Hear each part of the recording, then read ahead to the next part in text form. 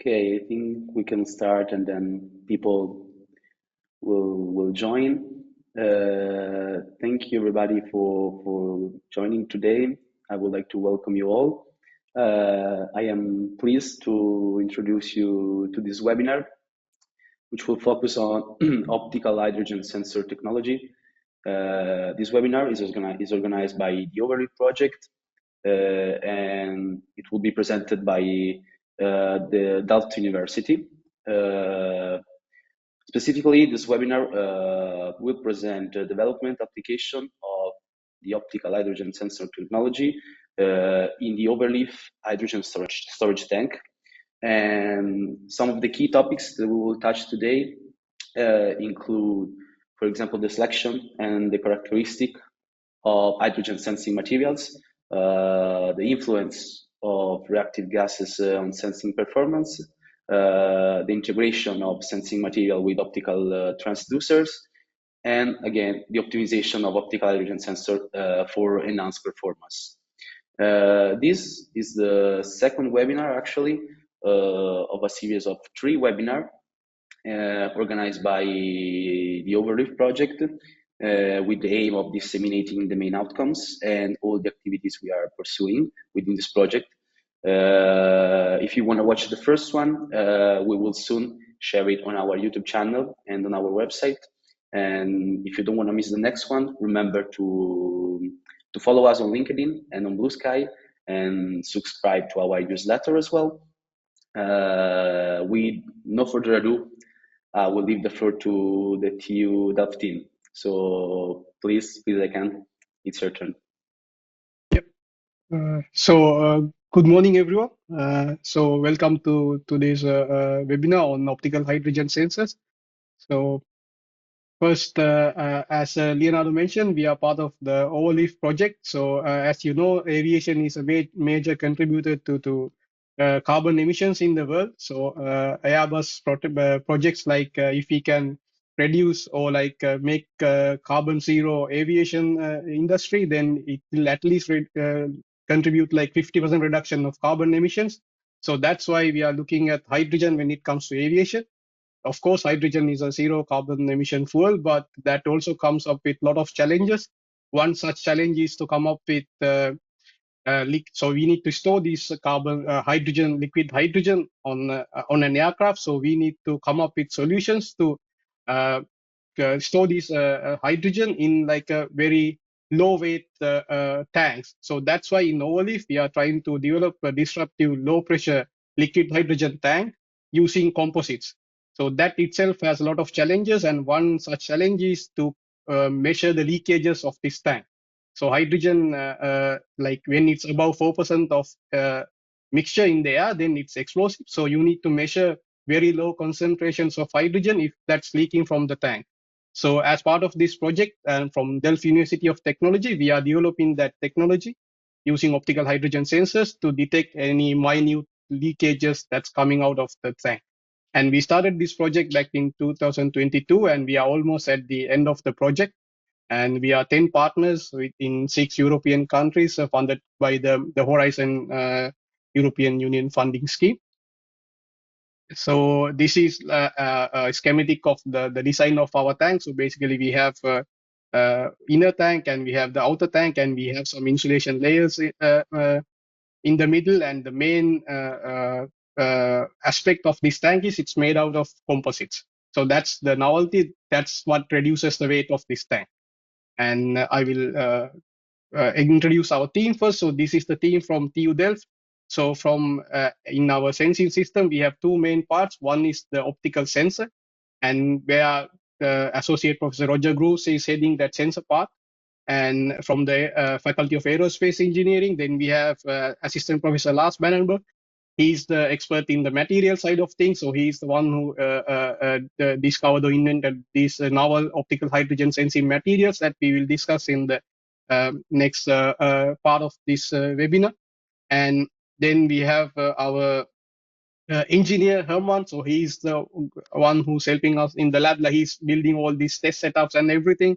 And we have our PhD student Seeking, who's working on hydrogen sensors at very low temperatures, cryogenic temperatures.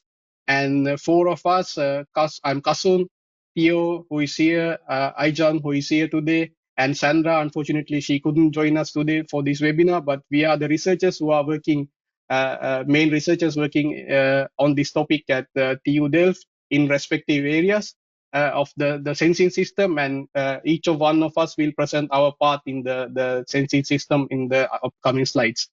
So today's webinar, so we have divided into four parts. So first of all, we will talk about the material side of things. So when you want to develop a hydrogen sensor, you need a material that's sensitive to hydrogen. And when it's in interaction with hydrogen, so it has to change some optical properties. So that's the main part of the optical hydrogen sensor. So Aijan will cover this part, why we need a hydrogen sensor and what are the novel hydrogen sensing materials that we have developed. And also when you put these materials in aviation conditions, so it's not just a vacuum or like a clean air. So you have hydrogen jet fuels, you have other gases like carbon monoxide, nitrous oxide. So then how does our sensor or like an optical hydrogen sensor should perform in these conditions? And what are the factors we need to look at when you are designing a sensor in that? And then we have the sensor part. So when you have an optical sensing material, so you have to use that to make a sensing system out of it. And as the topic suggests, like we are using optical methods, so that's why we are working on optical fibers. In the last two parts, Theo and I will talk about how we can use these optical sensing materials, optical hydrogen sensing materials to develop a fiber optic sensor. So how we can incorporate this into an optical fiber and how we can actually measure the hydrogen concentration in the environment using these fiber optic sensors. So these are the main four sections we have for today. And from next slide onwards, we'll go into each of these sections slowly to introduce you to the world of optical hydrogen sensors. Now, it's Sandra's part actually, but as I said, she's not here today, so Aijan will cover it. So now I will invite Aijan to cover the material part of the presentation.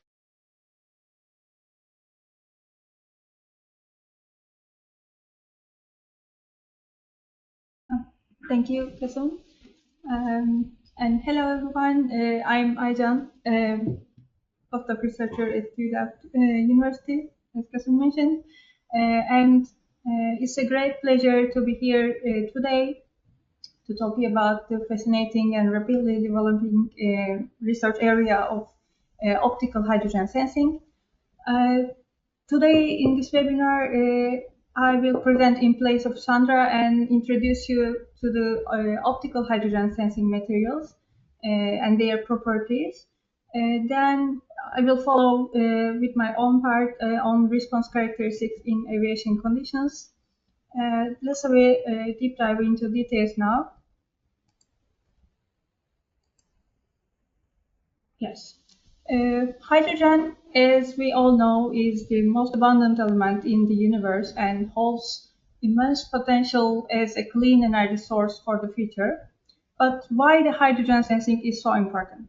Hydrogen is one of the most popular energy carriers in our time, but when it's stored, it's also critical to detect the leakage before a catastrophic event happens. It has a low ignition energy and its mixture with air is also flammable. So because of the safety concerns, it should be sensed immediately and correctly. The critical challenge here is hydrogen is invisible, flammable, and lighter than air. And if hydrogen leaks, especially in enclosed or high-risk areas, it can create dangerous conditions. A hydrogen leak could lead to fire hazards or explosions, and even small amounts of hydrogen in the air could lead to significant safety concerns. Therefore, detecting leaks in real time accurately is quite essential. Detecting leaks in real time is quite essential. And with this, it brings us to the question which materials could be highly sensitive to hydrogen and suitable for this role. Sorry. Yes, metal hydrides. In this page, I would like to introduce you some materials which are important to hydrogen sensing technology. Let's start with metal hydrides. They are compounds which are a combination of metal and hydrogen, and some of them are like palladium, are familiar from hydrogen sensing. They are because they are able to hydrogen to get into the crystal structure and release it later when the hydrogen exposure is stopped. And let's have a metal thin film and expose it to the hydrogen. What happens then? Hydrogen fills into the structure, and if we expose the metal film with more amount of hydrogen, it fills more as expectedly. And this all changes the optical properties of the film. Here in the figures, the narrower arrows shows us the light pass through the material, and as much as hydrogen fills in the material, the transmitted light decreases upon the absorption of hydrogen.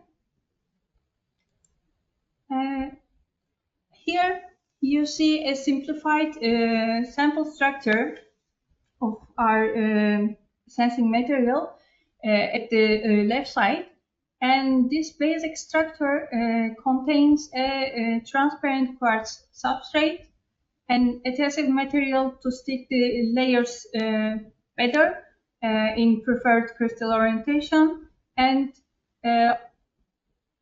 here with the green color, the main role of hydrogen sensing is provided by the sensing material.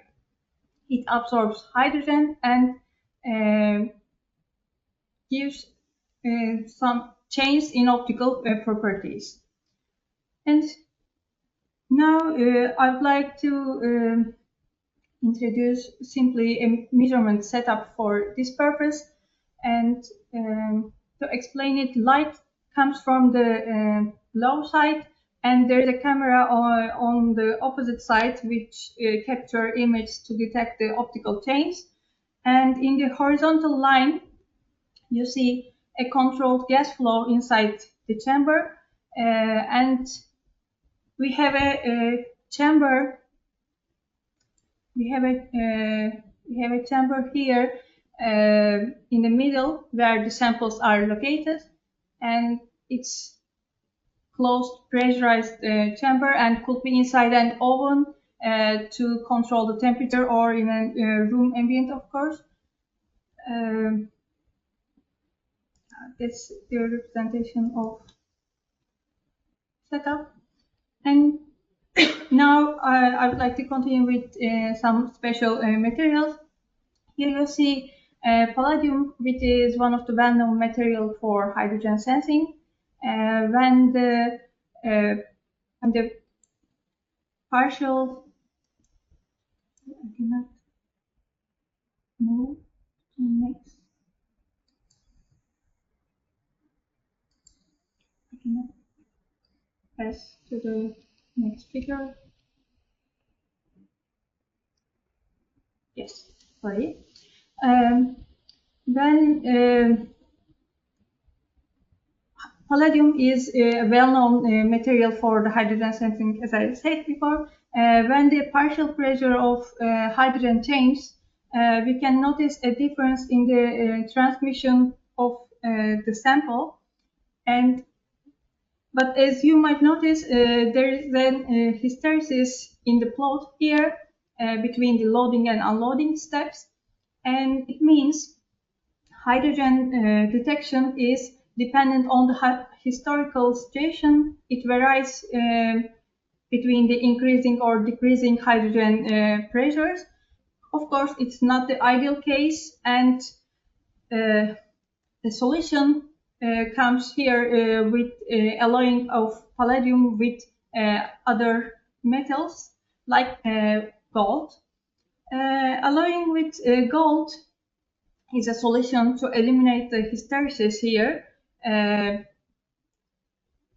We don't see any difference between loading and unloading steps, but it's not a simple solution to everything, because in this case sensitivity is less. Sensitivity to hydrogen is largely lost, and I mean the optical contrast we have is limited, and it is not sufficient to detect hydrogen properly. As I said before, it's not a single solution, and it brings us another remarkable material, alternative material to tantalum. It has also hysteresis-free behavior, overlapping loading and unloading steps, and here we have more sensitivity to hydrogen, especially in low hydrogen concentrations. And here I would like to note that we need an additional catalytic layer here, as we mentioned before, like palladium gold, which protects the sensing layer against oxidation and also helps the hydrogen dissociation. And to tune the sensing range, we can also alloy tantalum with other metals, and it allows us to change the sensitivity range and optical properties and detection limits. Here you see an example with tantalum and ruthenium with varying concentrations. And if I need to summarize what we have discussed so far, I can say hydrogen sensing is critical to prevent dangerous events. And palladium shows a hysteresis response, and tantalum provides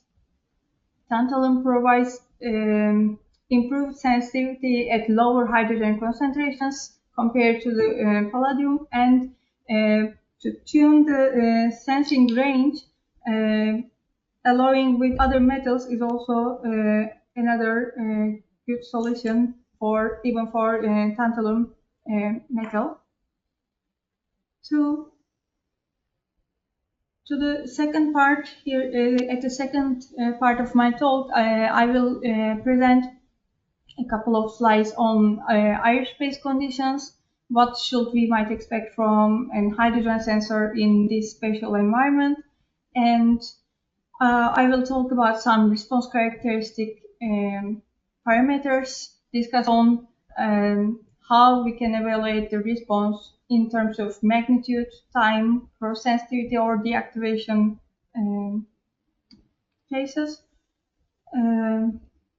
Okay.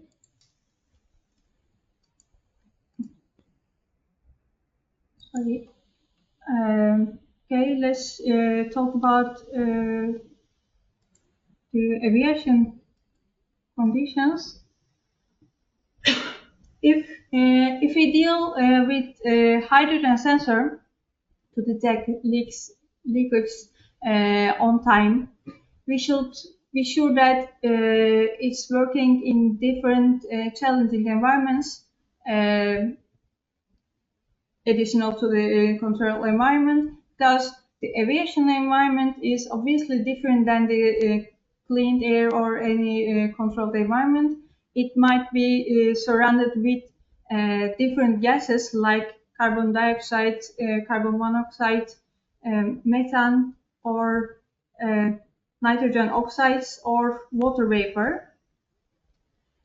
Here, I would like to share an example from the literature to make the emissions more visualized to you. on how harsh can be the emission gases with about 150 passengers flight.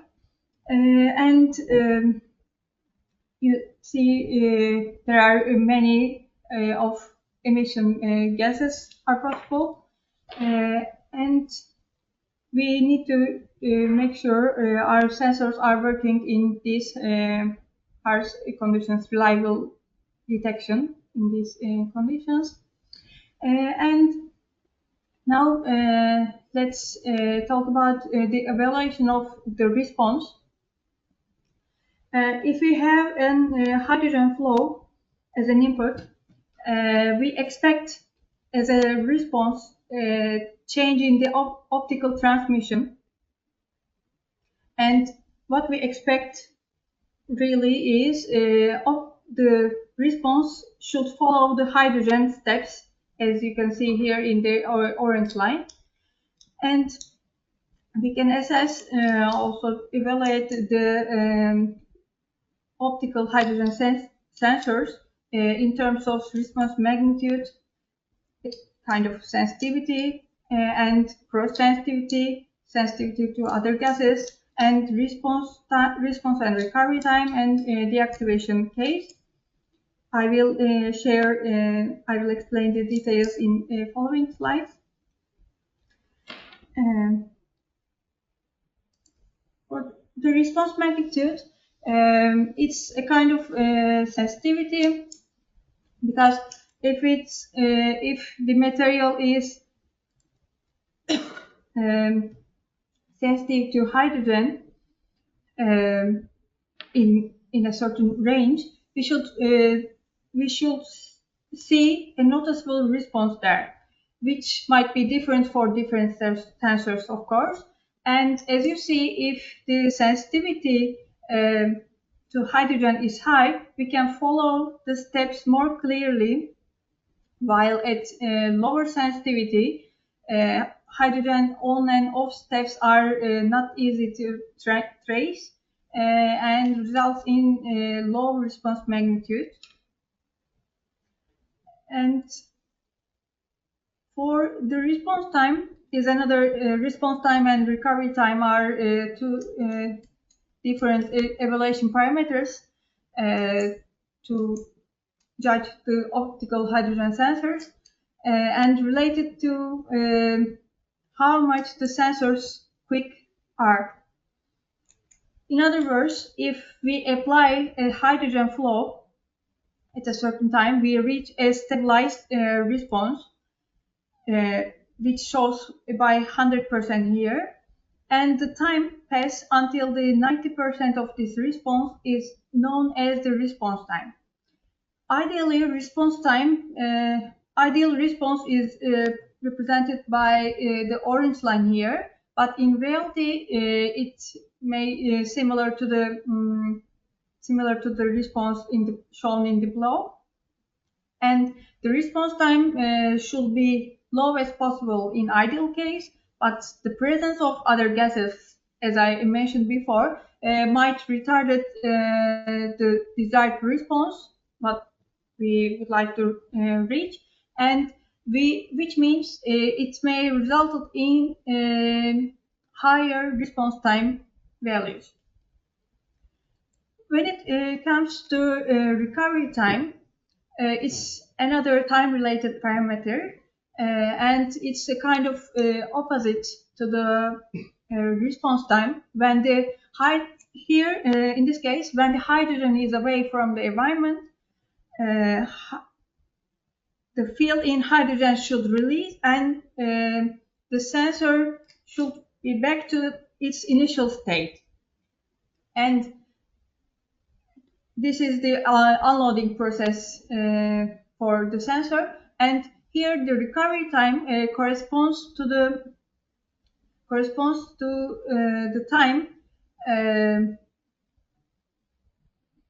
going back to the initial state without hydrogen presence, as the lower hydrogen concentration, and also shows how quick sensor release the hydrogen at that case. And when the sensor reaches to the 10% of initial state, in the optical state, we call the required time as the recovery time, and ideally it should also be short as possible as. And after these time-related parameters, now I would like to mention about the cross sensitivity term. And cross sensitivity is another critical evaluation point in aviation-related environments because, as I said before, there might be different contaminants present in the surrounding measurement area, and with a fundamental approach, we can test cross sensitivity first individually, and we can get different responses against to the different gases. Different gases from the target gas, which is hydrogen here. And here we might expect, we can expect highest response with our target gas, hydrogen, but at the same time, cross-sensitive gases, interfering gases, might falsify the actual response as well. And after that, we can test with an approach of sequential gas testing, and here which we can test different gases, gas 1, 2, and 3, in different order, and to see how the response changed comparatively with different gases. Here, the order or the unloading of the previous gases also might affect the response for the following gas, and it's slightly different than the individual gas tests for that reason. And as the third option, we can test other contaminant gases as a gas mixture, and here we can apply our target gas together with the contamination gases. Here our target is gas 1, and added to second and third gases are to the measurement. And if the case is ideal, and if we don't have any cross sensitivity to the different gases, we expect no change in the we expect there is no change in the response. But if there's a cross sensitivity, of course the response might change. And lastly, for the cross sensitivity measurements, we can test it. We can test other gases, other interfering gases dynamically, and which bring us, which can show us whether the a certain amount of contamination gas affects the result or not. We are increasing the concentration of contamination gases here at certain points, and if there is no cross sensitivity, we see an ideal and equal response as we get before. But if there's a cross sensitivity, we might have a different response as shown in here. So far, I explained some cases might change the response slightly or change the response magnitude. But now, with the deactivation, I would like to introduce you a different case. Here we have, I mentioned before, we have different, we might have different contamination gases in around for the aviation. And here you see how the deactivation can affect the response. If we apply a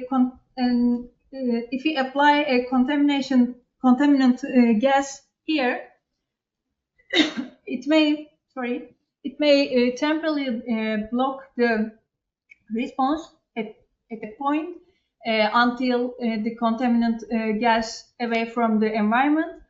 This is the temporary deactivation, or the worst case, it may permanently disable the sensor, which is known as poisoning in the literature. In that case, even the contamination gas is away, everything is back to the normal, or we have here you see we have the target gas still here, but we cannot see any response against the target gas anymore. So our target gas is hydrogen here, and the poisoning is totally prevent the functioning of the sensor, might totally prevent the functioning, unfortunately, and it might be a case for different contamination gases, of course. And so far I explained which contaminants might have possible in the aviation environment, and which cases we can encounter with these contaminant gases in our response characteristics. And now I would like to introduce here some strategies to mitigate these, to eliminate these contaminant gases effects. Considering different interfering mechanisms with gases, we can apply a layer benefits from the molecular sieving for a reliable measurement, and it's an approach to make sure the bigger molecules than hydrogen filters by there, and allows only hydrogen interactions. As I mentioned here, we can encounter with different contaminant gases in the aviation, and the reliable detection, the reliable hydrogen detection can be achieved through a protection layer and a membrane inserted on the basic sensor structure provide a protection to surrounding contaminant gases or humidity conditions, and that makes sure the performance is reliable in presence of contaminants. So far we covered some materials background in this technology, and what we can expect from the sensors in harsh aviation conditions, and investigated the changing response or response characteristics and possible approach to prevent all these contaminants. And now I would like thank you for listening, and now I would like to invite my colleague Kasım as next speaker for the applications on this technology in fiber optics. Thank you. Yeah, thank you, Aycan, for introducing all these hydrogen sensing materials and showing us some examples like how the optical properties of these materials change when you introduce hydrogen. And she took the example of palladium and tantalum, which is our proprietary material for this technology. And then she also talked about how these kind of sensors can be affected by specific aviation conditions and what we have done to protect these sensors from these harsh environments. So now what I will talk about here is like, okay, it's good to have this material that changes their optical properties when you introduce some hydrogen, but we still need to make a sense out of it. And here what we look at how we can combine these sensing materials with fiber optics, optical fibers, to develop a full sensor, of a complete sensor system. Um, if I move ahead, so first of all, what is an optical fiber? Basically, optical fiber is made of a glass. So we have two different types of glass inside one another. It's cylindrical shape. So in the middle, you have a high index material, high index glass. Basically, the refractive index of this part is higher than the cladding. We call it the core. The core, the refractive index of the core is much higher than, and the outside part we call it the cladding, than the cladding. So refractive index, by I mean like the speed of lights that's traveling in that material compared to the speed of light in the vacuum. That's what you call what is a refractive index. So this is an optical fiber. So this is what you have at your home, like when you get internet. So this is the same optical fiber, right? So, and apart from these two glass materials, you can have like some other polymer materials or jacket just to protect the fiber, because when it's glass, so it's very fragile, so it can break very easily. But sometimes you have these protective layers around the fiber to protect it. So this is an optical fiber, and when you have this refractive index change, the light that's traveling in the fiber that goes through what we call the total internal reflection. Basically, it doesn't go, the light doesn't go out as long as it's introduced in a certain angle. We call it the acceptance angle.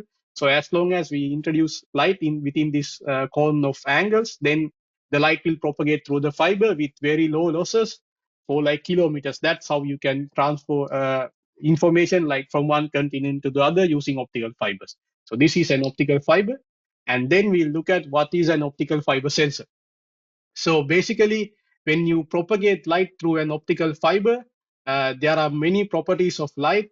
For example, the polarization, the attenuation, you can say the amplitude of light, the wavelength of light. So there are a lot of properties in light, right? So if you have a fiber sensor in a certain area of the fiber, for example, if we make if there's a change in pressure, and if one of these parameters, the attenuation or the amplitude or the wavelength changes with the amount of pressure that we apply to that area, so then it's a pressure sensor, right? So if one of these properties, for example, the amplitude of the light that's propagating in the fiber changes when we apply a certain amount of heat or temperature change, then it can become a temperature sensor. So as long as one of the properties of light that's traveling in the fiber changes with some external parameter, then for example, as I said, like pressure, strain, temperature, we can make a sense out of it because the properties of light changes with that specific parameter. So this is what we call an optical fiber. There are many types of optical fiber sensors. And here in our case, what happens is there's some hydrogen around the fiber. So that makes the refractive index around the fiber change. And then we can detect these changes with the light that's traveling in the fiber. And then why do we need optical fiber? So there are so many other options to make sensors. For example, like electronic sensors that you can buy for a very low cost from the shop. But optical fibers, they give us very specific advantages, especially for hydrogen sensing. The first one is, as I said, it's made out of glass, and what's traveling in the fiber is light. So they have no electrons traveling in the fiber, so it's spark free. So if you can't have sparks coming out of something near a hydrogen tank, because as Aijan mentioned, it's very explosive. So this is a perfect solution because this is light and glass. So these are not they don't produce any sparks around the tank. Then the fiber is very thin. You will see in the next couple of slides, they are very small and very compact. So it's very low weight. So that's very good for aviation because you need to have whatever you put on the aircraft, they have to be as low weight as possible. And as I said, it's glass, so they are very stable in the long run. Like you can have these fiber optic sensors in very harsh conditions for years without going through any changes in response. They are very stable and reliable. And the one major advantage is you can have multiple sensors on the same fiber optic cable. So, for example, if you want to have if you want to measure temperature along like 100 meters at 10 centimeter intervals, then you need to have like hundreds of temperature sensors at each point, and each of these sensors will have at least two cables, right? But in the case of fiber optic sensors, so you can have one strand of fiber and you can have multiple sensors on the same fiber. So there's only two connectors for all these hundreds of sensors. So that's one of the major advantages. Then, of course, you can monitor the response of these sensors in real time. And because of its because it's made out of glass, it's mostly like corrosion resistance, and it's very long lasting. So these are some of the specific advantages we can have from fiber optic sensors in hydrogen sensing. Uh, and now we'll look at how we can combine these optical sensing materials with the optical fiber. So basically, this is the sensing material stack Ijan introduced before. So what we do is like using magnetron sputtering, we coat these materials around the surface of the fiber. So here you can see the fiber, the core, and the cladding. And we put these materials around the fiber, and these are very thin layers of metals, like in the range of nanometers. So we do this using magnetron sputtering. And for example, this is how it looks like. So an optical fiber the diameter of an optical fiber is around 125 microns. And you have to zoom, like this is a scanning electron microscope picture of like close to 100 nanometers. So it's a very, very thin layer of material that's coated around the fiber. And to make so this approach that we have taken, what we call a tilted fiber Bragg grating. So I introduced what is an optical fiber. So there the light just propagates to the fiber. But if you want to make a fiber optic sensor, you need to introduce a certain optical geometry to the fiber. And this is what we do in the sensing side of things. So we have made this fiber optic geometry. So in the normal fiber, you have the core and the cladding at a certain refractive index.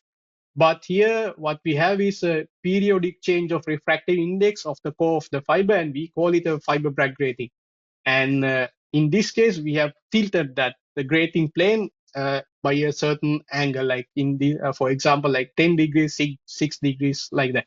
So we'll see what happens to the light when you have this kind of grating in the core of the fiber, and this grating length is around 1 centimeter, 10 millimeters. So it's a very short distance.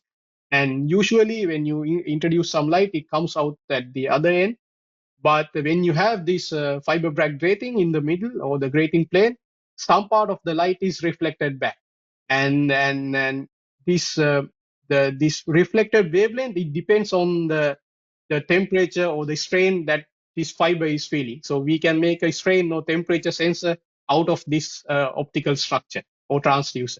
But for specifically our case, what happens is when this grating plane is a bit tilted, some part of the light is interacting with the edge of the fiber. So basically, there's some light that interacts in this fiber and outside interface.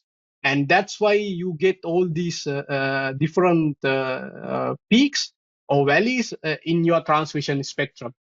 Basically, if you introduce like a shape of a light like this, like in the the wavelength range, you will end up getting something like this with a lot of peaks or claddings.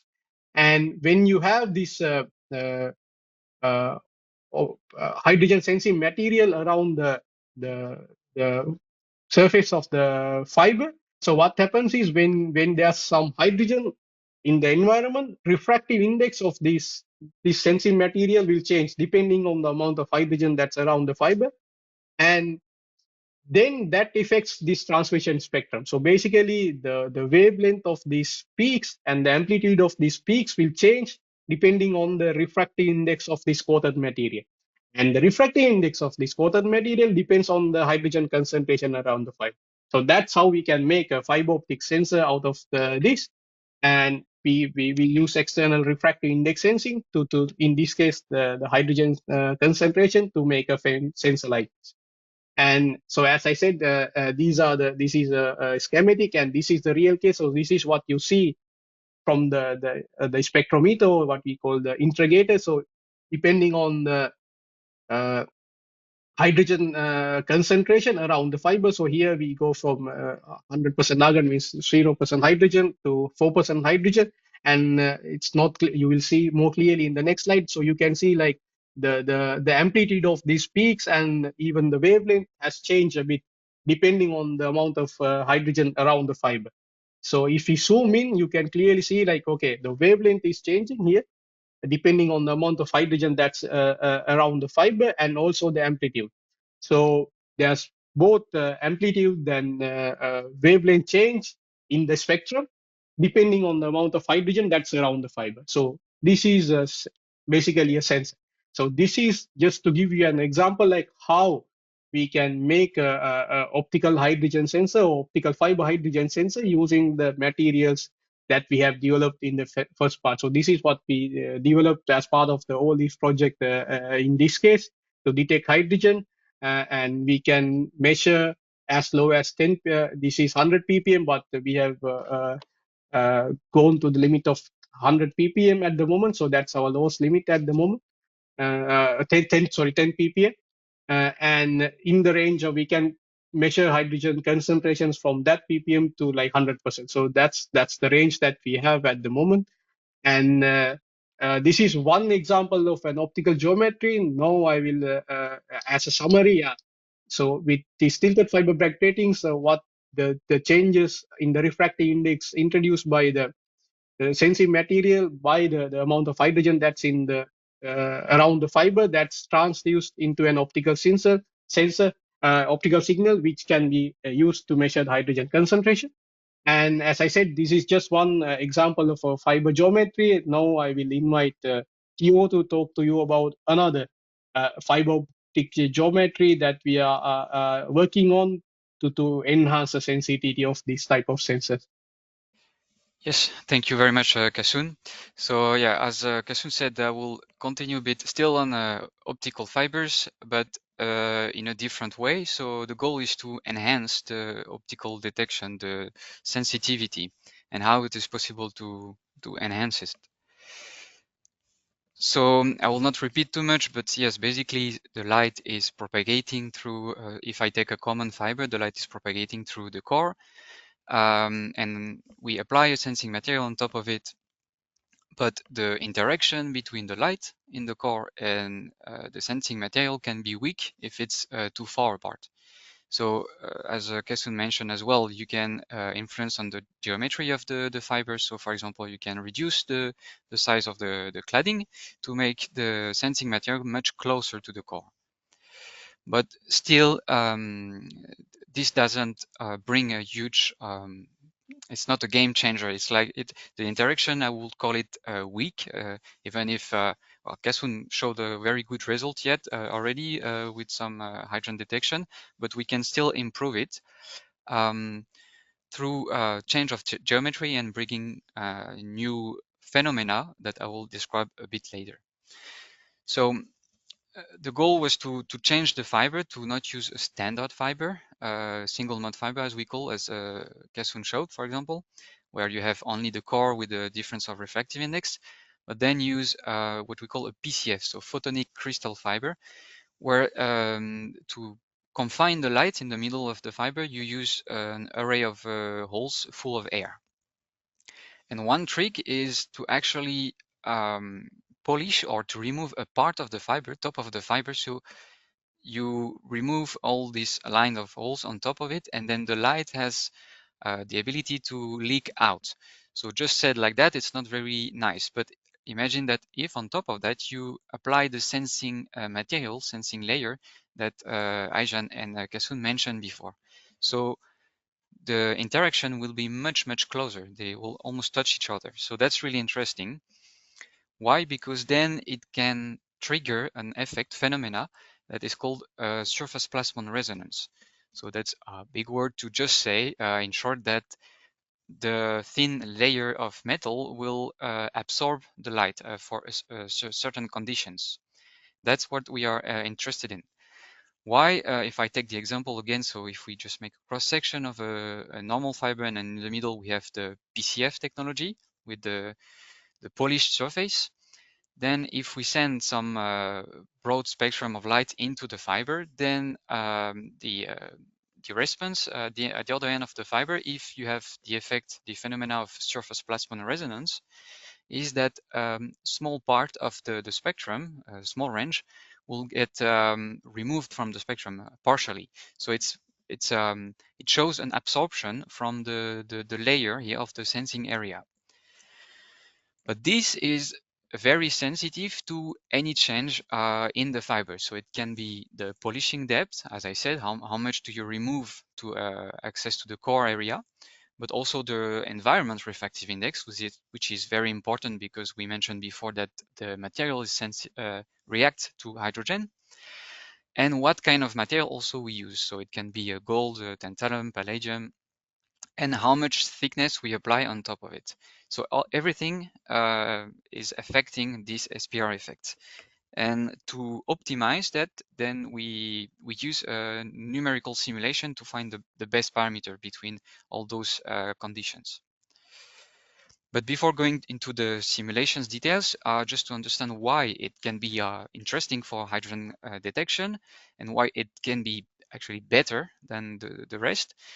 Imagine that in safe condition, as I presented before, you have your light coming out and you notice the absorption peak here on the spectrum, but no hydrogen is detected around. If you have a hydrogen leakage, then the sensing area will start to absorb the molecules, and the refractive index of this layer is going to change.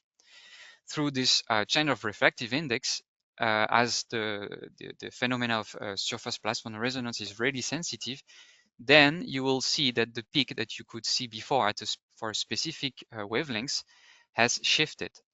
And this delta lambda that you can measure very easily then gives you can give you an estimation of the percentage of hydrogen in the environment. So you need to do some characterization before, of course, to know how much shift correspond to what quantity of hydrogen, and then that makes sensitive detector. So to find the best parameters, because it sounds like easy to just use the SPR effect, but it's actually, as it's very sensitive, we really need to find the narrow conditions to generate this surface plasmon. So we use a simulation software console, the mode solver, where we draw the scheme of the fiber, the cross section, and then we can play on the stack of material that we apply on the polished surface, the flat surface on top of the core. And for that, I use for now a very simple configuration with some palladium. We mentioned that's not always the best, but it has a strong response, so that's why I use it. And then a stack of different materials. So on top of the fiber, it's directly some gold that has a very good effect, because that's where the SPR effect will take place. That's what triggers the effect. And then on top of it, it's a SiO2 layer that is there just to match, not to make it too complicated, but just to match the conditions to for the sensing material, the SPR effect, to happen in air. Because most of the time people use gold in water that has a much closer refractive index. So that is only to be able to work in low refractive index environment outside of the layer. So now if we want to have a more practical aspect of what is the SPR effect. So if we zoom in the sensing layer, we can go from a condition where nothing is reunited to generate the SPR effect. So you can see that here is a heat map of the electric field propagating through the core, and almost all the light is propagating here in the middle. And here the very thin layer that you see on top is the sensing layer. and nothing is going in.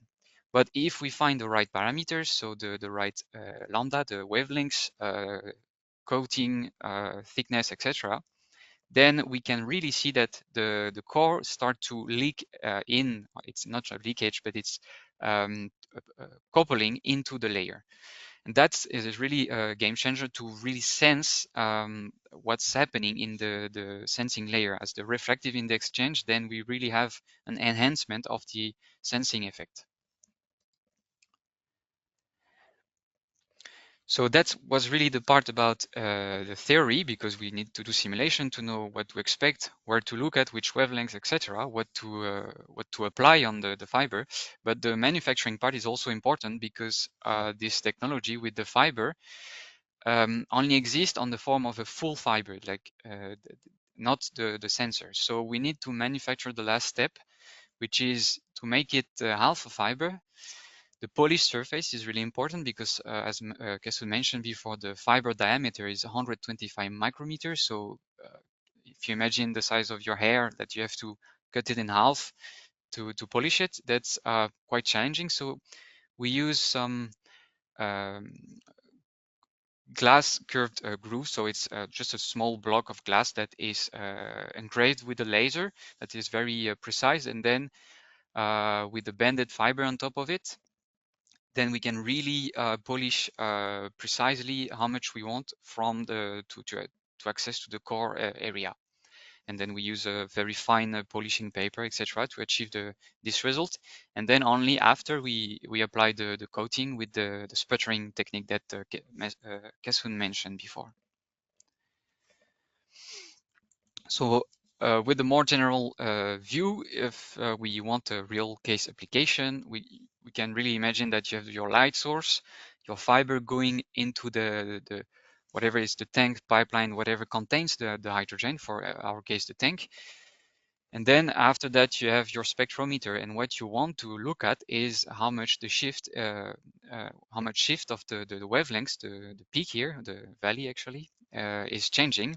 And that can be due if you go from a safe condition to an aged material, so an old tank that has a very much lower permeability.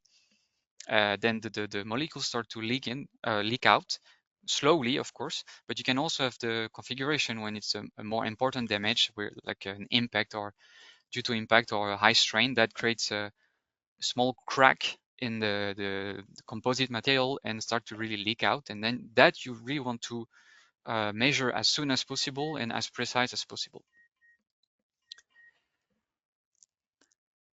So now, if I want to summarize the project, it's really important to notice that we were able to elaborate, to develop the full sensor. So going from the material itself that is able to translate really the absorption of hydrogen into a response of the material that we can detect through an optical fiber, but also to make it very reliable and robust, because in real case scenario, you have harsh conditions, polluting gas, etc. So you need to protect it to make it reliable in time, as Aijan presented with the protecting layer.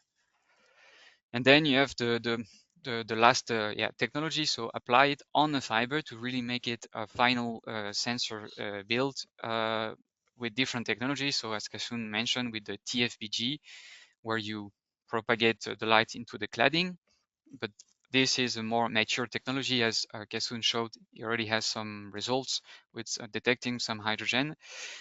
And for my part, the last is optimization, which is more into development right now, because I still don't have the final result, but it's promising for the future.